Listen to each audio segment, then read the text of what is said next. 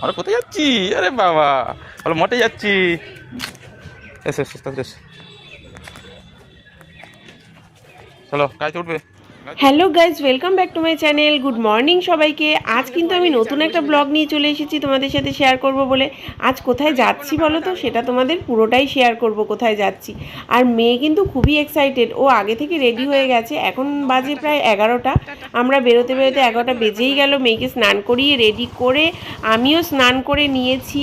তো রওনা হয়ে গেছি আমরা বাইকে। আর ওদিকে আমার শাশুড়ি মা শ্বশুরমশাই দুজনে মিলে অটো করে যাবে। তো আমরা বাইকে গেছি। প্রচণ্ড রোদ্দুর বাইরে, খুব কষ্ট হয়েছে আমার মেয়ের, বিশেষ করে ওর মাথায় পুরো রোদ্দুরটা পড়ছিল। তো যতবার আমি ঢাকা দিচ্ছি ও ঢাকা দিতে দিচ্ছিল না। তো অনেকটা রাস্তা। তো আমরা কালকে পুজো দিতে গেছিলাম, আজকে তোমাদের সাথে আমি ভিডিওটা শেয়ার করছি। কিন্তু মঠ হচ্ছে আজকে ওখানে প্রচণ্ড ভিড়। তোমরা যদি কেউ যেয়ে থাকো তাহলে তোমরা দেখলে বুঝতে পারবে, প্রচণ্ড ভিড় আজকে। ওখানে পুজো দিতে গেলে লাইন দিয়ে পুজো দিতে হয়, কিন্তু আমরা ফাঁকায় ফাঁকায় কালকে পুজো দিয়ে এসেছি। আর আজকে তোমাদের সাথে আমি শেয়ার করছি। আর শুনেছি নাকি রাতের বেলা সবাই, অনেক লোকজন আসে, রাস্তা দিয়ে যাওয়া আসা করে সবাই এই মঠের জন্যে। সারা রাত্রি ধরে এসে পরের দিন সকালবেলা ওরা পুজো দিয়ে তারপরে ওরা বাড়ির দিকে রওনা হয়। তো এখানে দেখতেই পাচ্ছ কত দোকানপাট তৈরি হয়েছে। সব দোকানপাটগুলো এখনও রেডি হয়নি, মেলা বসবে। আমরা যখন গেছিলাম দু একটা দোকান হচ্ছিল, আর এগুলো বাকি দোকানগুলো তৈরি হচ্ছিল মনে হয়। আজকে হয়তো দোকানগুলো বসে গেছে, আজকে যেহেতু মঠ। তো আমি মঠের দিন কোনো দিনও যাইনি, শুনেছি মায়েদের কাছে খুব ভিড় হয় নাকি। আর মন্দিরের পাশে যে পুকুরটা দেখতে পেলে, ওই পুকুরে নাকি স্নান করলে সব রোগ সেরে যায়। তো আর আমার মেয়ে তো খুবই স্নান করার জন্য কান্নাকাটি করছিল, যেহেতু ওর বাবাকে দেখেছে, ঠামকে দেখেছে পুকুরে নামতে। আমি তো স্নান বাড়ি থেকেই করে এসেছিলাম, তো মেয়েকেও স্নান করিয়ে নিয়ে এসেছিলাম। তো বাবা আর হলো শ্বশুর শাশুড়ি সবাই এখানে স্নান করেছে, স্নান করে তারপরে পুজো দিয়েছে। আর আমার মেয়ে তো ওদেরকে স্নান করতে দেখে ও নামবে বলে খুব বিরক্ত করছিল। তো সেই জন্য ওর বাবাকে বললাম দুপা সিঁড়িতে নামিয়ে দাও, ওখানে একটু দাঁড়িয়ে আনন্দ করুক। ও বাবার সাথে নামলো। একটু স্নান টান কমপ্লিট করে তারপরে আমরা প্রসাদ কিনে পুজো দিতে গেছিলাম। তো পুজো দিতে গিয়ে আশ্চর্য কাণ্ড একটা হলো, যে মন্দিরে ঢুকতে গিয়ে আমাদেরকে বলল যে ওখানে আগে কুপন কাটো, কুপন না কাটলে ভেতরে ঢুকতে দেওয়া হবে না। তো আমরা কুপন কাটবো বলে ওখানে গেলাম, বলল পার হেড 31 টাকা করে কুপন। মানে যে ঠাকুরের দর্শন করতে যাবে বা পুজো দিতে যাবে তাকে কুপন কেটে ভেতরে ঢুকতে হবে। এটা কোনো কথা হলো বলো তো? কোনো মন্দিরে ঠাকুরেরকে দর্শন করতে গেলে যে কুপন কেটে ভেতরে ঢুকতে হবে, যেন আমি মিউজিয়াম বা চিড়িয়াখানায় যাচ্ছি। যে ঠাকুর দর্শন করতে গেলেও টাকা দিতে হবে, কি বলবে বলো? তো সেই জন্য আমার হাজবেন্ড তো খুবই রেগে গেছিলো। তা সেই জন্য বলল যে 31 টাকা করে কুপন। তো আমরা ওই জন্য দুজন কেটেছি।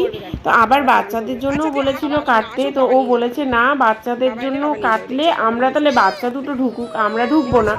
তো তারপরে রেগে গিয়ে ওরা যেহেতু বুঝতে পেরেছে যে আমরা রেগে গেছি, তো সেই জন্য 31 টাকা করে দুজনে ঢুকবো বলে কুপন কাটা হয়েছিল। কাটার পরে আমরা ভেতরে সবাই ঢুকেছি।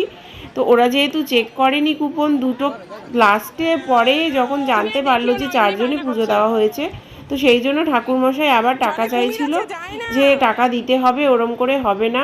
তো সেই জন্য একটু ঝামেলা সৃষ্টি হয়েছিল ওখানে। তো যাই হোক, খুব খারাপ লেগেছে জিনিসটা। আমরা মায়াপুরে গেছিলাম, সেম জিনিস ঘটেছে। আর এখানে মঠে পুজো দিতে গিয়েও সেম জিনিস ঘটেছে, যে পুজো দিতে গেলে, ঠাকুর দর্শন করতে গেলেও এখনকার দিনে টাকা পেমেন্ট করতে হয় তার জন্যে, না হলে ঠাকুর দর্শন করা যায় না। যে প্রত্যেকটা মন্দিরে যে এখন ব্যবসা শুরু হয়েছে, সেটা দেখলে খুবই খারাপ লাগে।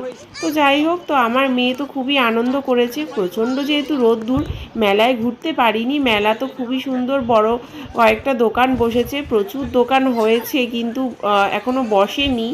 তো আমার মেয়ে দেখতে পাচ্ছ পাশে, ওখানে ও স্নান করবে বলে ও বিরক্ত করছে, আর ওদিকে একটা বাচ্চা কাঁদছে যে ও স্নান করবে না। তো ওর বাবা ওই জন্য রাগারাগি করছে, বলে যে স্নান করতে চায় তাকে করতে দিচ্ছে না, আর যে করতে চাইছে না তাকে জোর করে নামিয়েছে। আমার মেয়ে স্নান করতে চাইছে, আর ওদিকে ছেলেটা, বাচ্চা ছেলেটা, ও স্নান করবে না, এতটাই ভয় পাচ্ছে, চিৎকার করে কাঁদছে। তো তারপরে গায়ে একটু জল ছেটা দিয়ে দিল বাবা, ওর গায়ে আমার গায়ে। তো তারপরে ওখানে তিলক পরানোর একজন এসেছিল, তো ওনার কাছ থেকে তিলকটাও পরে নিলাম। পরে নিয়ে তারপরে পুজোর দিকে রওনা হয়ে টিকিট কেটে পুজো দিলাম। দিয়ে ওখানে মোমবাতি ধূপকাঠি ঠাকুরের জন্য ধরালাম, ধরিয়ে ওখানে বসে পুজো দিলাম। বেশ ভালোই লাগলো, ঠাকুরের সামনে একদম ঠাকুরমশাইয়ের মন্ত্র পড়ে পুজো দিয়েছি।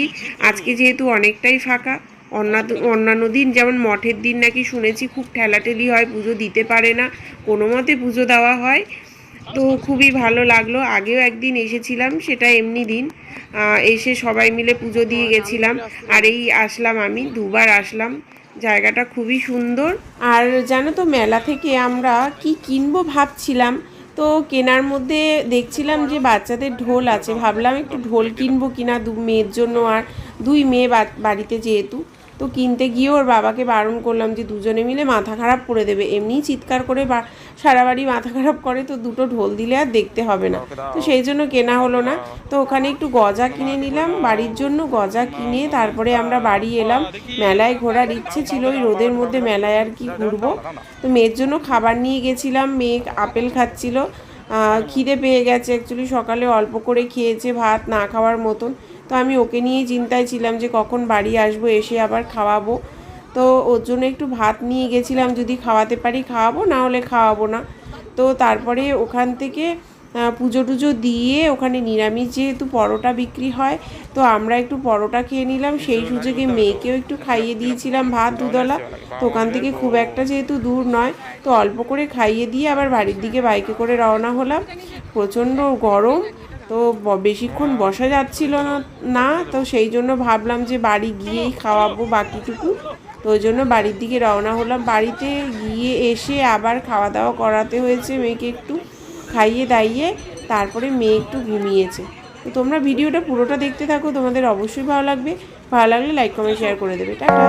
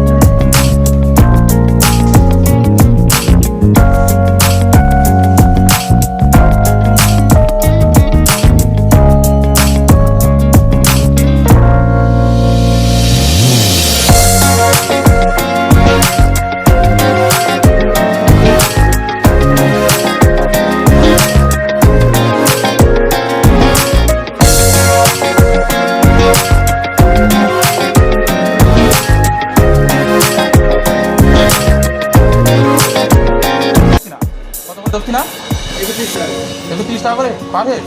এন্ট্রি ফি অ্যান্ড দক্ষিণা। সে কি না হলে এন্ট্রি নেই? এটা কেমন সেই নিয়ম? দক্ষিণা দিতে হয়, সেটা তো খুশি করে হয়। 31 টাকা কেন? খুশি করে না, খুশি করে আমি 1 টাকা দেবো, 1 টাকা করে দেবো। 10 টাকা দেবো। বেশি হতে চাইতে পারে, সেটা বামুন তো চাইতে পারে, কিন্তু আমরা দেবো কেন সেটা? সেদিন গন্ডগোলটা হয়ে যাবে। সেদিন একটা ফিক্সড রেট করা হয়েছে 31 টাকা। 31 টাকা নাও 134 টাকা দাও। ঠিক আছে, আর এখন আমি দাঁড়ানো কি দাঁড়াও না, কুপন সিস্টেম, কুপন সিস্টেম। যে কজন যাবে সেই কজন 31 টাকা করে কুপন সিস্টেম। হ্যাঁ 31 টাকা করে, 31 টাকা করে পাবে। হ্যাঁ তুমি দুজন যাও, দুজন যাও, তুমি আর মা যাও, আমরা এখানে মুখে আছি, তুমি আর মা যাও মেয়েকে নিয়ে, ঠিক আছে? তারা দুটো নিচ্ছি। হ্যাঁ ও নাম ওখানে বলবে, দুজন যাবে, এ আর মা আর প্রিয়াঙ্কা যাবে। শিবায় নমঃ। বেলপাতা ও এরম ভাই শুনছো আমাদের প্রসাদ কই আমার বেলপাতা নিয়ে দাও। তবে হনুমান জানিয়ে হাতটা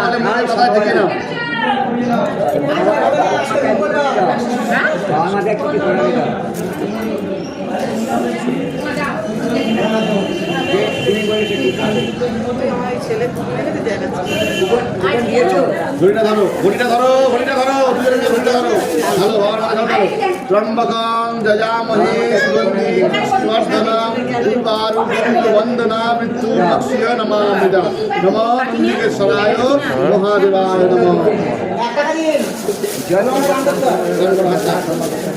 এই ফুলগুলো দিয়ে দেবো?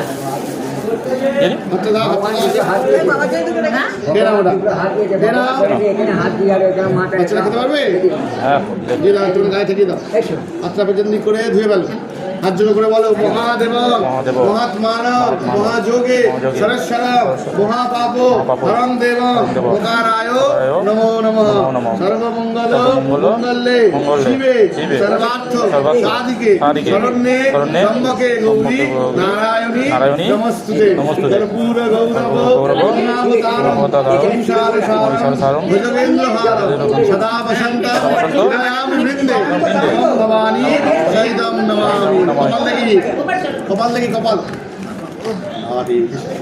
বাচ্চাটা লাডি কিশোরনায় ধনন্দায় লাডি সবাই কেন বলেছে লাডি কিশোরনায় মাথা নিচু করো ওম শান্তি মহেশ্বরায় মহেশ্বরায় নমো নমঃ। এর প্রণাম দিয়ে এটা পুজো দিয়েছো না? এটা পুজো হয়ে গেছে? হ্যাঁ আমি করে দিয়েছি আরুই সদের নামের পুজো করি আরুই সর্দার বলেছে বললো না না আরুই সদের নামে আমি করে দিয়েছি বলেছি এটা আরুই আদিতে সর্দার করি এটা আরুই সর্দার আরুই সর্দার নামে আর ওই সন্ধ্যা কাজ সব করতে হ্যাঁ কাজ সব করতে ওটা উঠে দেবো তো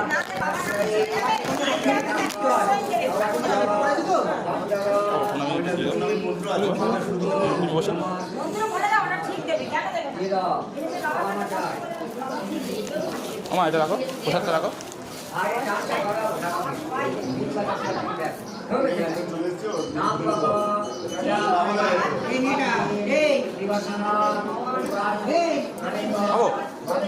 আমি নাম রাখতে দেবো